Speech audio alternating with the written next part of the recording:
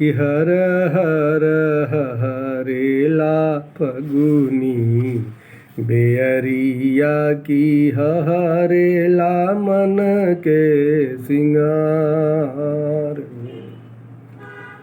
टप टप टप केला रस के बदरिया की टप केला ऋतु के उभार हो। आँखिया सनिहिया से छल छल छल के कि चल के लांगन दुआर हो। सपना के रतिया के बतियो न बूझेऊ खोजेला पियावा के प्यार हो। बिरही कोयलियाई आमवा के डरिया गावे ले जार वो बेजार हो।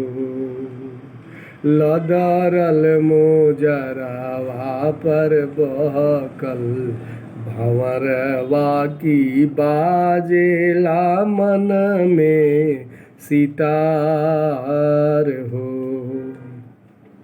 पीऊ पीऊ बोलेला पपीहरा पपिया की अइले ना पियुआ हमार हो।